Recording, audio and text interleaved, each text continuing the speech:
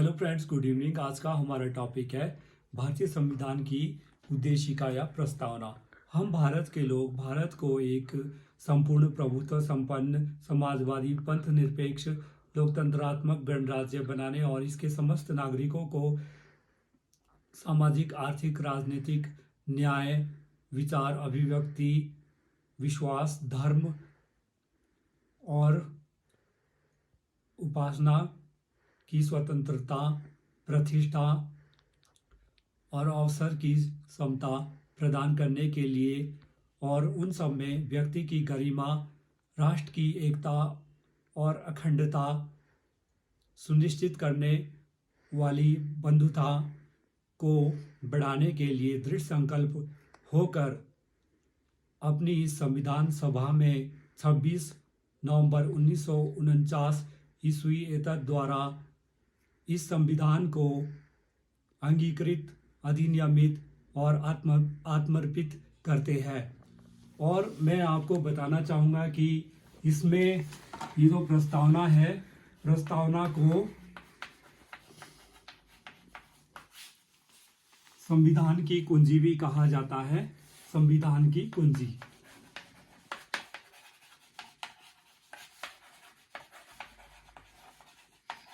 और जो प्रस्तावना है, इसको जो उद्देश्य प्रस्ताव है, इसके आधार पर जो हमारे संविधान सभा के जो संवैधानिक सलाहकार थे BN राव द्वारा तो प्रस्तावना का प्रारूप तैयार किया गया। और एक जो हमारे संवैधानिक विशेषज्ञ है NA पालकीवाला ने, उन्होंने प्रस्तावना को संविधान का परिपत्र कहा है, सर्कुलेटर ऑफ द कॉन्स्टिट्यूशन। और एक चीज है कि जो केशवानंद भारतीवाद है वह 1973 में हुआ था। इसमें क्या है, जो प्रस्तावना को है संविधान का भाग माना गया है। और जो 42वां संविधान संशोधन है, अमेंडमेंट है, इसमें 3 शब्द जोड़े गए थे प्रस्तावना में। वो था पंथ निरपेक्ष समाजवादी, एक था पंथ निरपेक्ष,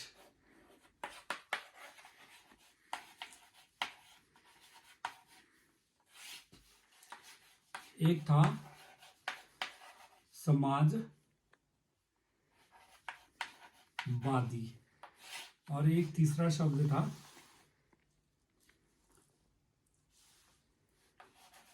लोक तंत्रात्मक। ये 3 शब्द जो है जोड़े गए थे।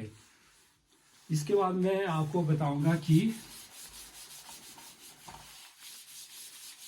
जो हमारा संविधान है इसकी विशेषताएं, स्पेसिफिकेशन।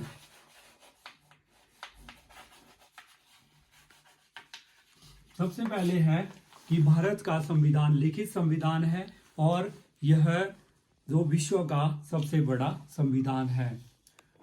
दूसरा है कि इसमें स्वतंत्र और निष्पक्ष न्याय प्रणाली है। और इसमें तीसरा है कि एक एकल नागरिकता है। और चौथा है द्विसदनीय व्यवस्था है। और 5वां है कि सार्वभौमिक वयस्क मताधिकार है। ये इसकी विशेषताएं हैं। और संघात्मक शासन प्रणाली है, ये इसकी विशेषताएं होगी।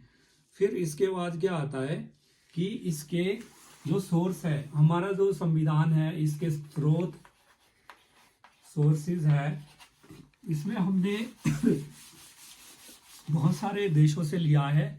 सबसे पहले मैं बात करूंगा ब्रिटेन की। तो ब्रिटेन से हमने क्या क्या लिया है? ब्रिटेन से हमने एकल नागरिकता ली हुई है, सिंगल सिटीजनशिप हमने ब्रिटेन से ली है। और हमने संघीय शासन व्यवस्था, ये हमने ब्रिटेन से ली हुई है। और हमने जो है मंत्रिपरिषद का लोकसभा के प्रति सामूहिक उत्तरदायित्व, ये भी हमने ब्रिटेन से लिया हुआ है। और जो राष्ट्रपति का संविधानिक प्रमुख के रूप में अस्तित्व, ये भी हमने ब्रिटेन से लिया हुआ है। तो इतनी सारी चीजें हमने ब्रिटेन से ली हुई है। फिर उसके बाद आता है अमेरिका।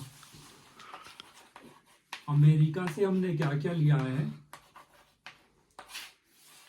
स्वतंत्र एवं निष्पक्ष न्यायपालिका, ये।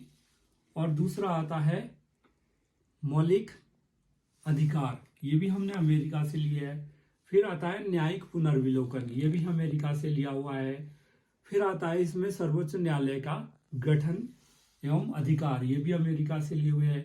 उपराष्ट्रपति का पद, ये भी हमने अमेरिका से लिया हुआ है। जापान, जापान से हमने क्या लिया है? विधि द्वारा स्थापित प्रक्रिया। फिर आता है जर्मनी, जर्मनी से हमने लिया है आपातकालीन उपबंध। फिर उसके बाद क्या आता है? कनाडा, कनाडा से हमने क्या लिया है? शक्तियों का विभाजन लिया हुआ है और केंद्र द्वारा राज्यपाल की नियुक्ति और अवशिष्ट शक्तियों का केंद्रीकरण, ये सब हमने कनाडा से लिया है। और आयरलैंड से नीति निर्देशक तत्व लिए हुए हमने, और फ्रांस से हमने गणतंत्र शासन प्रणाली ली हुई है। तो ये सब थे कि हमारे जो स्रोत है, हमने कहां से क्या चीज ली हुई है।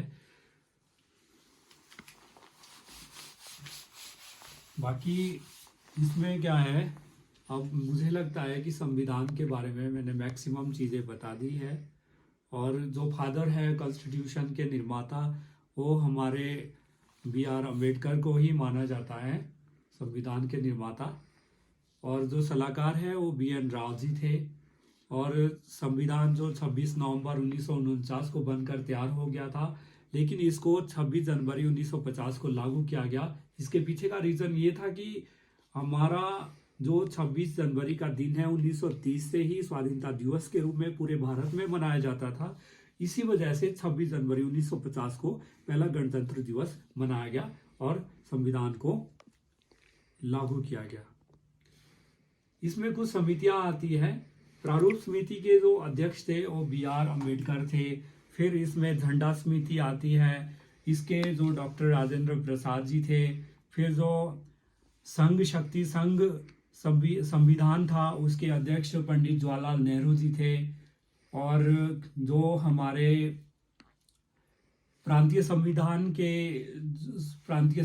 संविधान जो बना था, उस समिति के जो अध्यक्ष थे वो सरदार वल्लभ भाई पटेल जी थे।